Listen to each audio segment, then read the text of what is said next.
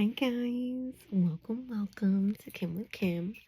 I'm Kim, and happy Women's History Month. The last day still made it, okay? So happy Women's History Month.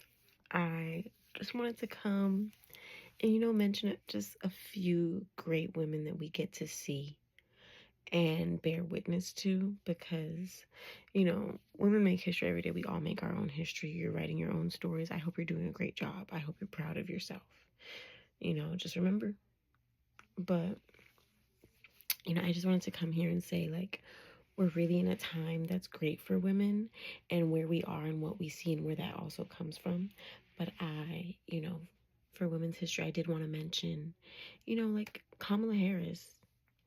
Even if she lost the election, she is the first Black woman to be the Democratic nominee, to be a nominee in general. There has not been a Black woman to be nominated for president. Other Black women have run for president, very different, but they were not the Democratic nominee. And she was our first vice president of the United States of America. So first vice president of the United States of America, Kamala Harris. First Black and of Asian descent. Who would we be? Who would we be? I just think that bearing witness to see her crowned as vice president, bearing witness to see her be able to run for president, seeing her raise over $81 million in a day. Historic, groundbreaking, not for women, for any candidate ever. That is the most money ever raised in 24 hours for a candidate. So we cannot say she didn't have the support. I think that she just, she did have the shortest campaign, because she only had less than 3 months to run for president and gain that winning and stuff. So that's not all we're talking about. But I do also want to mention our first Black First Lady, to the 44th President of the United States, Michelle Obama. Okay, love to see it. She's also an attorney. Love her advocacy for health and clean eating, and our kids being more active, and good school lunches, and putting her mind towards the future and nutrition. And America does have a health problem, in case nobody knew. So, making food fun again, making food something to be a good conversation and healthy. So, I think that it's just important to show that women just don't have these roles. They do amazing things when they're in good roles, when they're in power. And where would we be without someone who gave us and fought for gender equality and women's rights?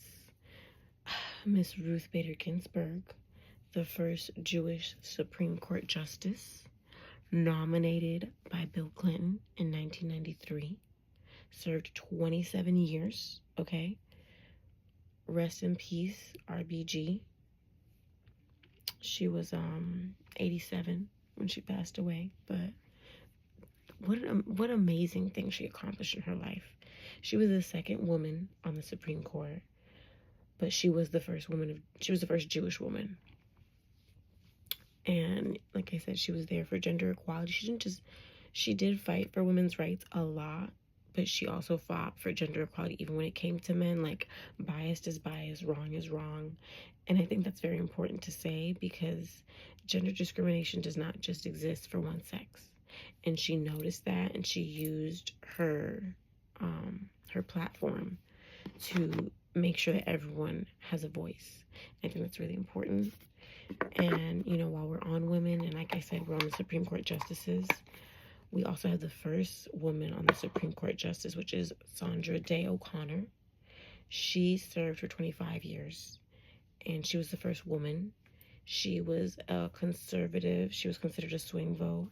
She was nominated in 1981 by Ronald Reagan. And, what I like about her, even though she was a conservative, is that she was a swing vote. So she was also, she was someone who paved the way to me, because she was the first woman Supreme Court justice. Like, that's amazing. And I think that as she went through her career in that 25-year span on the Supreme Court justice.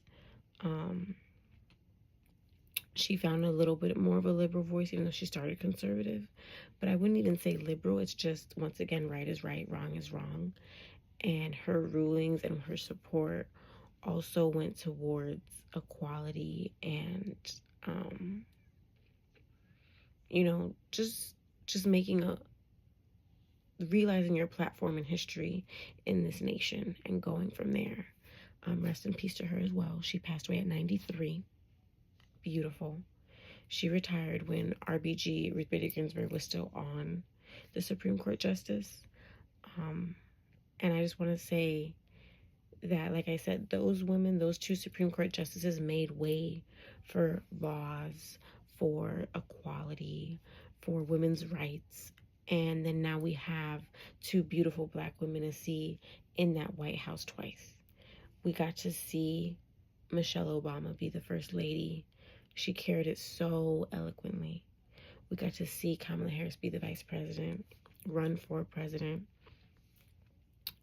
and honestly inspired endlessly by that. And,